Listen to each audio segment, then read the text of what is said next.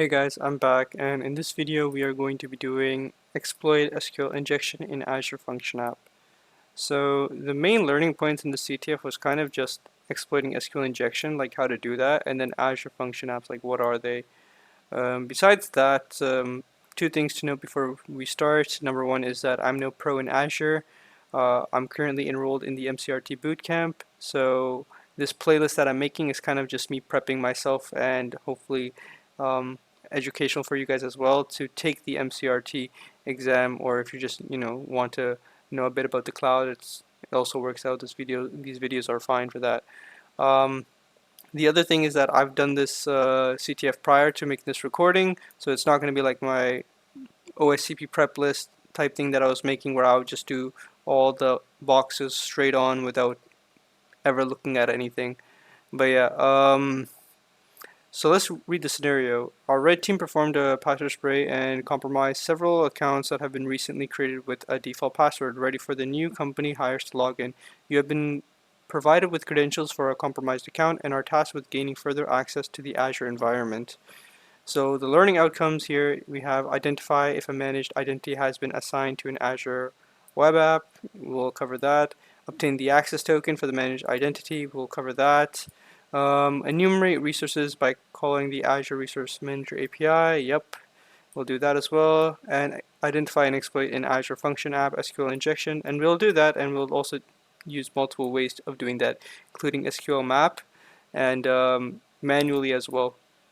And then learn how this scenario could have been prevented. We're probably not going to cover that. But yeah, that's pretty much it. So first of all, let's log into the portal using these credentials. I'm just going to copy the password because the user account is saved over here. Just paste this in, save this.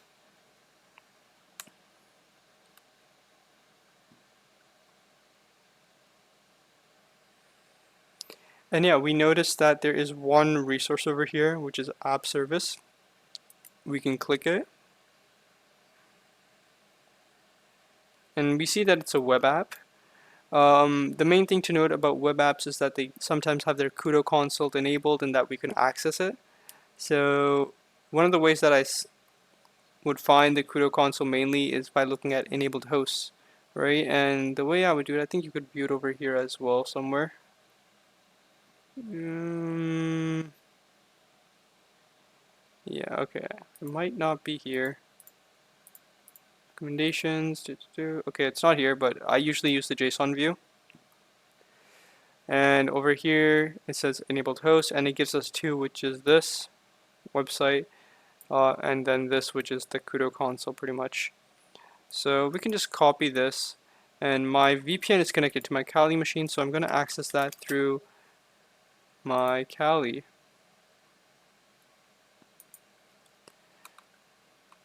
And it's not pasting, so I'm going to go back and copy it again. Copy, paste. And the way that we can check if this console, if we have access to it, is using a managed identity or has one, we'd go to the environments. This pretty much lists all the environment variables. Just do Control F and write identity. And the two things to recognize if this is using a managed identity or has one is these two fields or variables, identity endpoint and identity header. And that kind of confirms that it's, it has a managed identity assigned to this. And this is one way of seeing accessing this resource. The other way would be through the Azure CLI. So we can just go here and log in to P, copy this and log in. And say we just wanted to list the resources, we can use this command right over here. And we're basically listing the name, type, resource, and if it has an identity, it would also list that as well. If it does not, it will show up as null.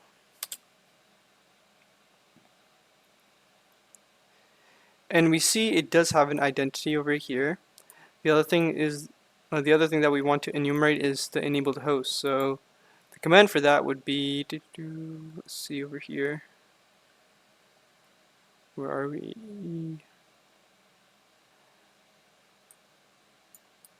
No, where is it?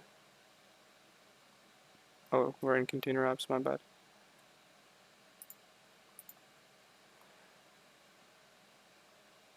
Yeah, right over here. We're going to do this one.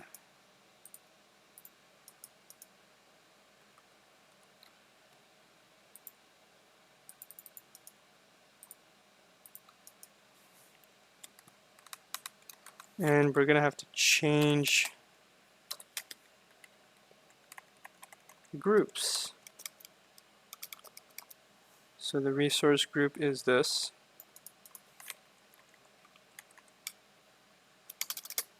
And the name is going to be megabigtech-dev.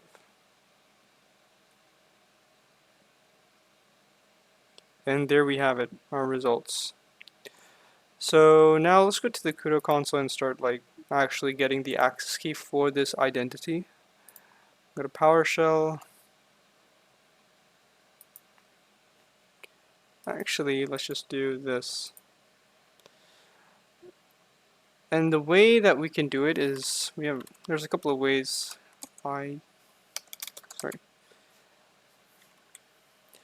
could take these two values, put it into ChatGPT, and then ask for the command in PowerShell. I already have it in curl command, so I would just use that as well, and then say, hey, turn this curl command. It's right here. Turn this curl command to a PowerShell command, and that is what I am going to do.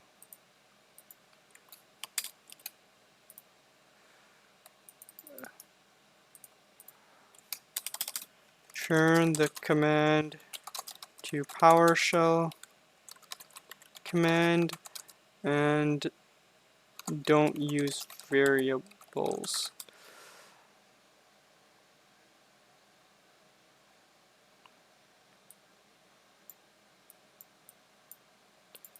And there we have it.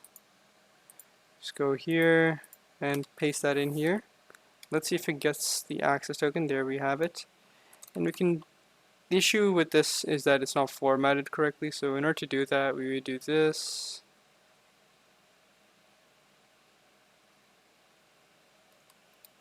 Yes, and I kind of messed up because I should have.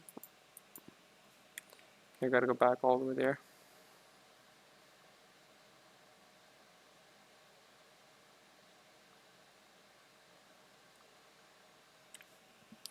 Dot access underscore token, and there we go. It's formatted pretty well now. So we can use this in Azure Hound, but I don't know why it's not working for me. So I'm going to use it the other way, which is through connect AZ account. It gives us the option of logging in using the access token. And before we do that, actually, let's just put this in a variable called access underscore token equals this whole thing.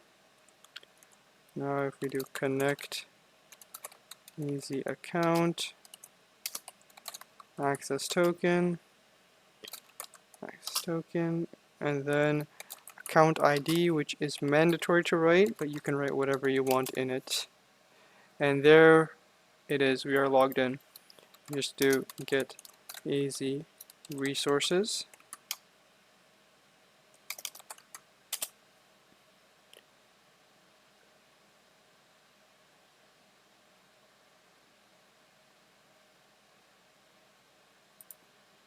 And let's go into the section over here.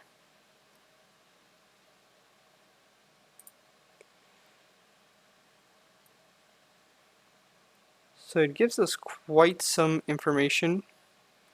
Yeah,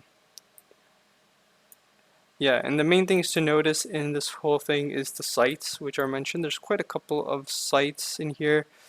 Server farms, a couple of times, storage accounts. But the main thing that we need to focus on is this site over here, which is showing all these values. And we could take a closer look at this. We can just take this and put it into ChatGPT and say, give me PowerShell, or give me Azure PowerShell command to enumerate the above resource.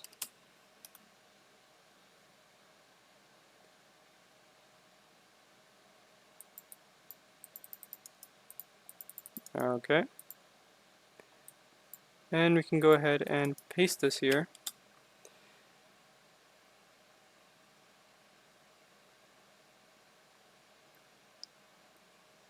And it gives us the exact same information. I thought it would give us something else. It didn't give us more than that.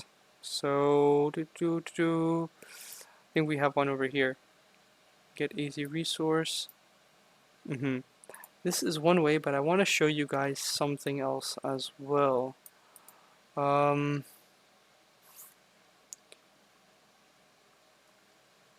Resource. Right here, need to enumerate this resource.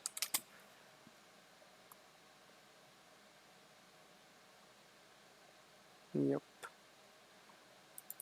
Okay, yeah, get easy web app. Oh, yeah, I have the commands already, but I forgot about it, but I have it saved, all of them. So we can just copy this.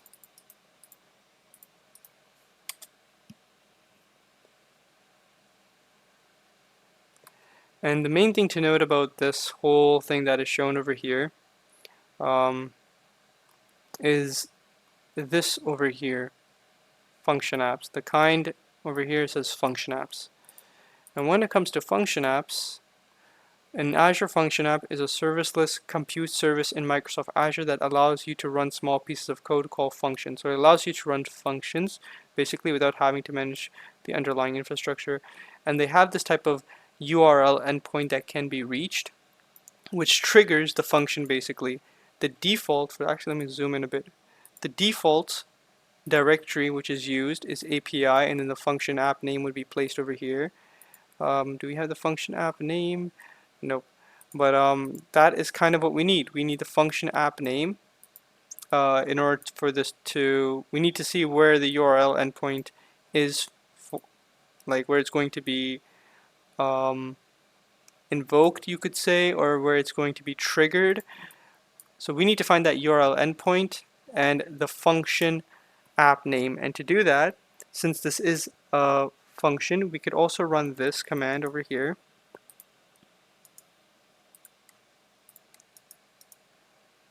Oops. Copy this, paste it here, get AZ resource name, and this time we write the functions because we're trying to look at the functions this has, and resource name and API version, which is mandatory. And we see over here that it gives us this thing called functions, and there's one exists which is called HTTP trigger 1, which we can assume is the function's name. If we want to check it more in depth and see the properties of this, which would give us the, what do you say? It would give us the URL endpoint. Just go here and do .properties. I spelled that correctly. Yep. And now it says the invoke URL template. This is the location of it. And yeah, that is pretty much it. And it's going to be running some things, the script, I believe this is the script that's mentioned, or JSON file. And whatever it is, it's going to run something. Test data, name, Azure, it seems to be JSON. So we're also going to give this a try. But first let's visit this and see what happens. And I'm going to do it here because that's where my VPN is connected. And this is where the fun and hard part comes. So you can copy this, paste it here.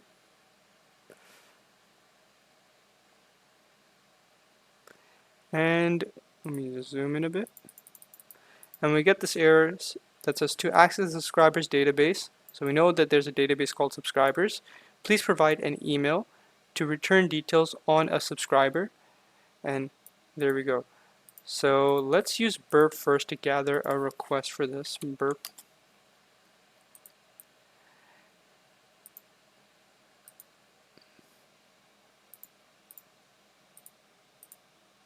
Burp.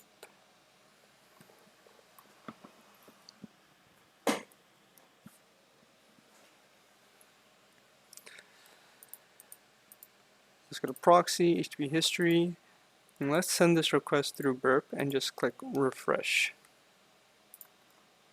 Let's accept this, and it should be sent now. Perfect. And let's send this to repeater. So the first thing to do is change this to a post request because we are sending data to it. So we can just do, or right click this and then go to change request method and it becomes a post.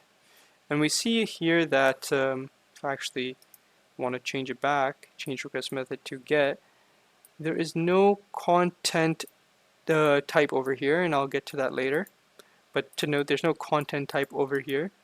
Now if I change the request method, it automatically goes to content type application X and all this.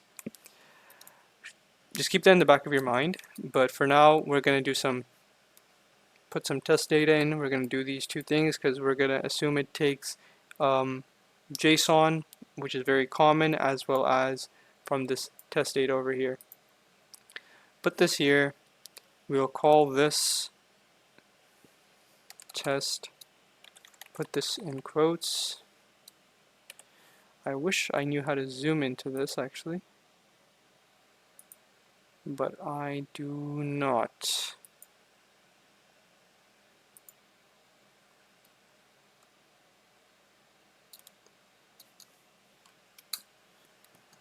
Oh well, I think it's going to take quite a while to figure this one out.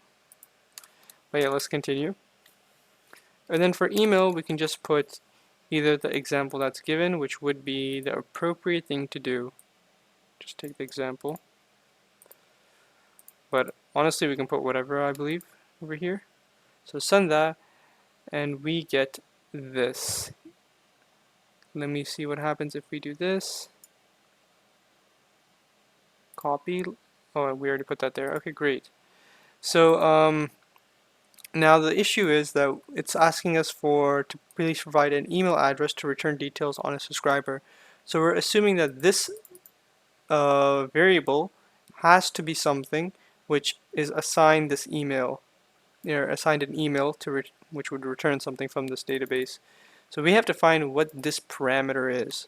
So there's a couple of ways to do that, and what I'm going to use is FUF, and there's two ways in FUF to use that. So the first thing is that we would change this to fuzz, and let's copy this and put this request to ChatGPT, and I'm going to tell it to write me a FUF or FUF command that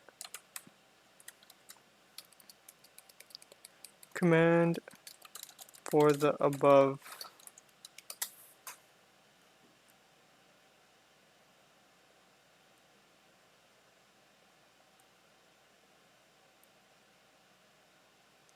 And it's going ahead and taking all the stuff over here, and it has a word list.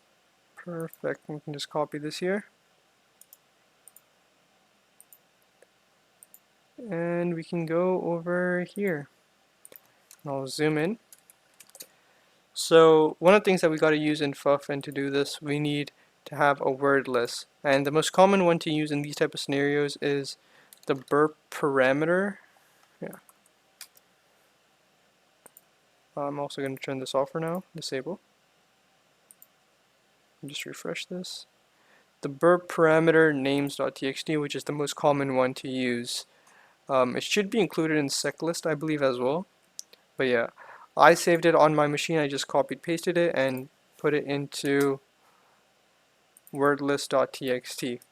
So I'm just going to paste this in, which is the FUF command, and we have this, and we're going to get a lot of errors.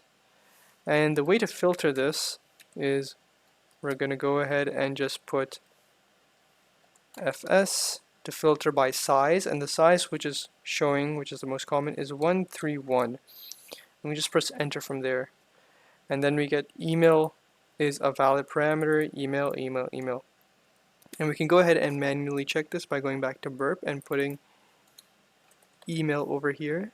And we should see the result changes, and it actually shows us some information from that database, such as the name or ID and subscription type. But yeah, that is there. And now the other way, which is probably going to be easier for you guys, we can take this whole thing and just copy it.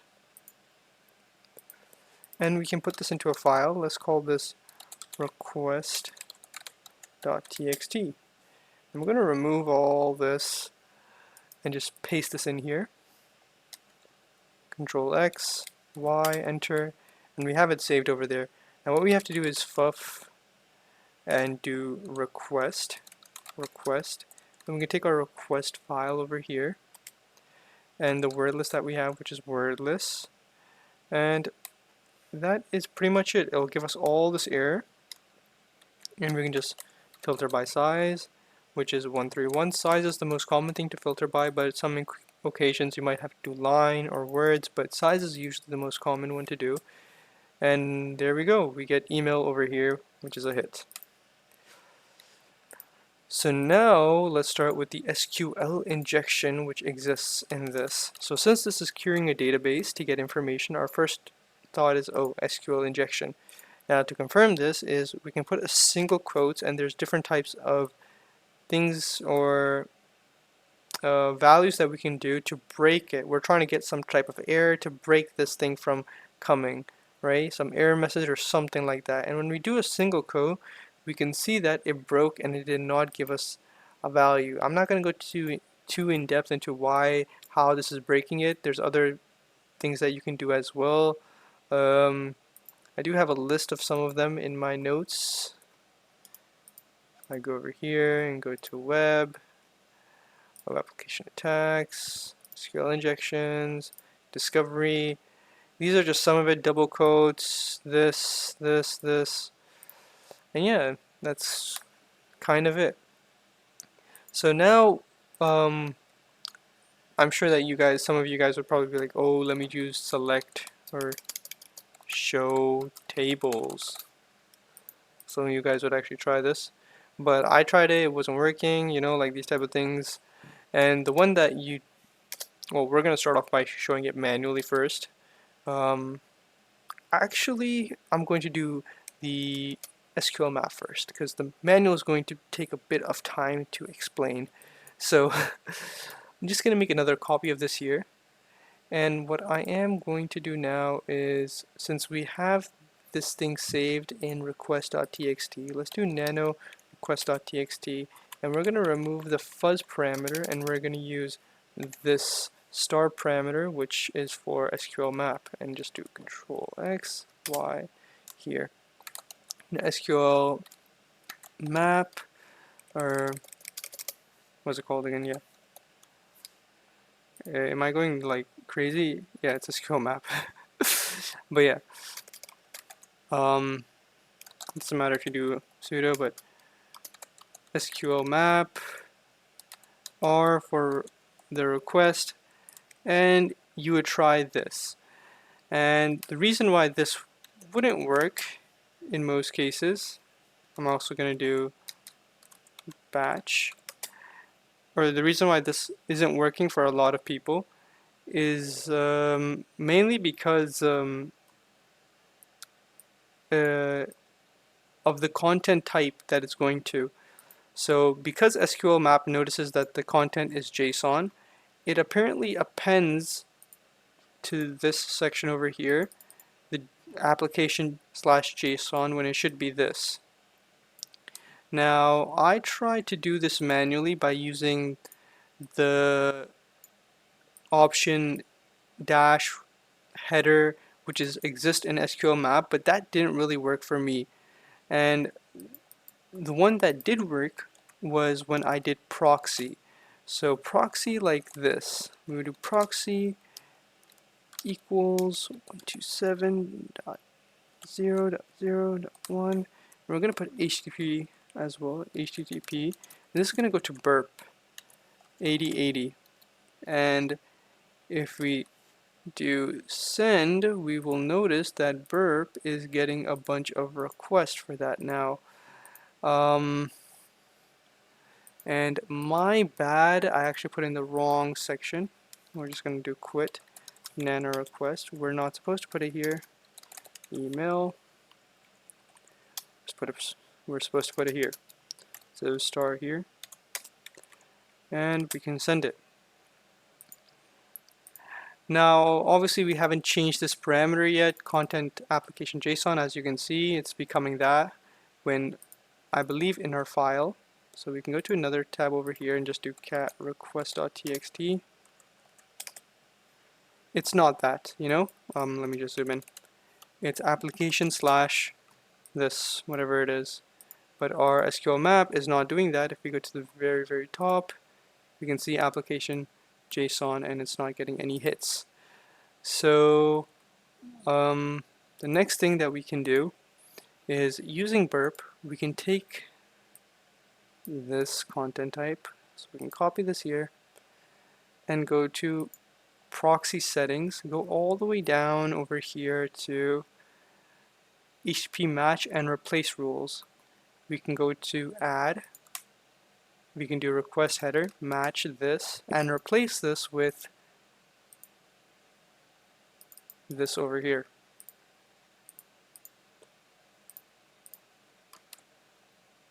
And we also got to do this content type. And it looks pretty good. And we can also test this by doing this copy. You can paste this in here and just do test, and we will notice that content type has turned to the correct content type format that we need. So let's just click enter and make sure it's check marked over here so it's enabled, and you can just click on X and leave it at that. So now we can run this, and if we go to the top, we'll still see that content is like this, but it's going to it still does end up working now, even though it shows this, but it will end up working. I believe I might have to change a couple of things in this, but we'll let this run for now.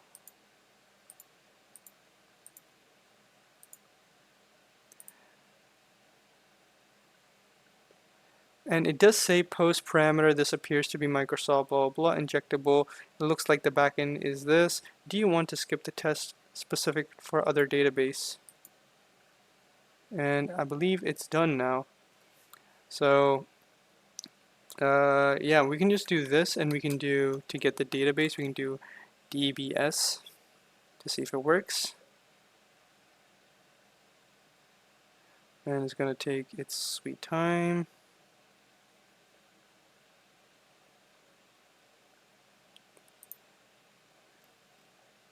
And we can see over here, actually I wanted to show you this, the actual ones that are working do show MIME type as JSON, and they do end up working. So yeah, this was one of those requests. This didn't work, and then this started working, and it was verifying if it actually works. Now this is actually querying the database to get the information, I believe. And I got masters, subscribers, which does exist, and this. Now to get the flag, we would just need the table name, so we can just do this enumerate D tables, so we can just do this subscribers and then tables. I believe this is the command that should work, and we are going to stop it. Oops. Alright, I don't want to show the flag, but that is pretty much it over here. Now let me just note the time. It's 30 minutes in. Okay. Now let's do the manual way, the way that I did it, how I was playing around with it. So once I noticed this, what I tried is union, and what you do in union, or union select. We got to do select. We have to keep trying these values until we get a hit on the database. So it keeps going up by 1. I'm not going to go too into depth into union. So 2, 3, 4. Oops, I actually made a mistake. After 1, I got to put the comment, so it comments out the rest of it, and put a space here. And we can try it from here. 1, nothing. 2, nothing. 3, nothing. 4. Why the hell is not working right now? Union. Select. Let's go to my notes. That is weird. Let's just copy this over here.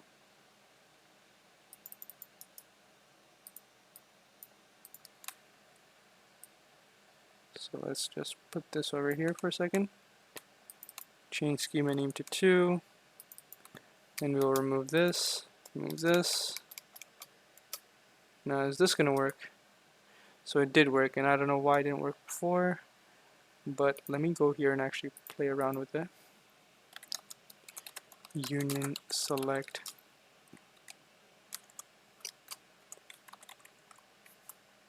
One didn't work. 2 didn't work. 3 didn't work. 4 did work. Okay, now it's working. So let's just continue on from here. Now I want to get the database, and what I found was this cool, I want to see if this actually works first, so I wanted to see the version. So what I did was I found this resource over here, which actually goes into quite some depth.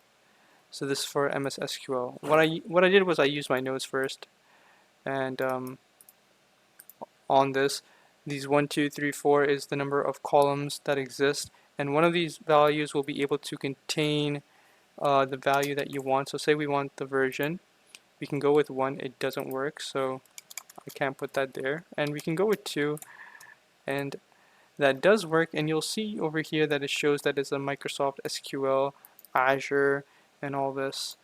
So when I go over here then, and I find this resource, oops, I want to enumerate the database. So what I did was this command over here, and I'm actually going to zoom into this as well. And we can just put this over here in number 2. And we can start off with 0. I know the resources start off with 1, but this starts off with 0. And we see subscribers in the name category over here, in the name column. If we go to 1, we should see master number 2. We should see tempdb. And if we go to 3, which does not exist, then nothing will show. It will show over here as null. So now I wanted to get the table name. So from table name, what I did was table name,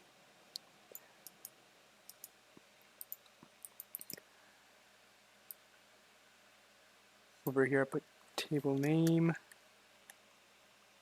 Let me just do this, table name, and then over here is from this.